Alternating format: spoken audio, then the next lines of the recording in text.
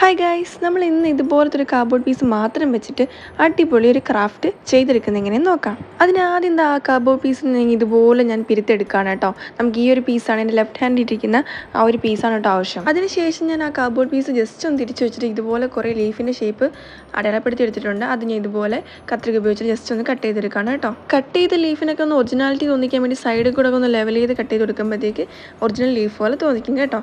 അങ്ങനെ ഇതുപോലെ കുറേ പീസുകൾ ഞാൻ കട്ട് ചെയ്തെടുത്തിട്ടുണ്ട്. ഇനി നമുക്ക് സ്റ്റെമ്മാണ് വേണ്ട, അതിന് ഈർക്കിലിയാണ് എടുത്തേക്കുന്നത്. ഞാനിന്ന് എൻ്റെ വീട്ടിലല്ലാത്തത് കൊണ്ട് തന്നെ കളറൊന്നും എൻ്റെ കയ്യിലില്ല, പശ പോലും ഇല്ല കേട്ടോ.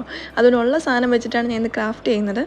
അപ്പോൾ ഇതിനൊന്നും ഞാൻ കളർ അടിച്ചിട്ടില്ല കേട്ടോ. അങ്ങനെ ഇതുപോലെ എല്ലാ ലീവ്സും സെറ്റ് ചെയ്തെടുത്ത് സെലോ ടേപ്പ് വെച്ച് ഒട്ടിച്ചെടുത്തിട്ടുണ്ട്.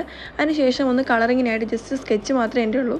അതുകൊണ്ട് സ്കെച്ച് വെച്ചിട്ട് ഗ്രീൻ കളർ സ്കെച്ച് വെച്ചിട്ട് ഇതുപോലെ ഒന്ന് കളറും കൊടുക്കുവാണ്. ഫൈനലായിട്ട് ഞാൻ ഇതുപോലെ ബ്ലാക്ക് കളർ മാർക്കറും വെച്ചിട്ട് ഔട്ട്ലൈനോട് കൊടുക്കുമ്പോൾ നമ്മളെ ലുക്ക് ഇവിടെ കംപ്ലീറ്റ് ആയി. അപ്പോൾ ഇന്നത്തെ വീഡിയോ എല്ലാവർക്കും ഇഷ്ടപ്പെട്ടാണെന്ന് വിശ്വസിക്കുന്ന. വീഡിയോ ഇഷ്ടപ്പെട്ടെങ്കിൽ ലൈക്ക് ചെയ്യുക, ഷെയർ ചെയ്യുക, സബ്സ്ക്രൈബ് ചെയ്ത് സപ്പോർട്ട് ചെയ്യുക.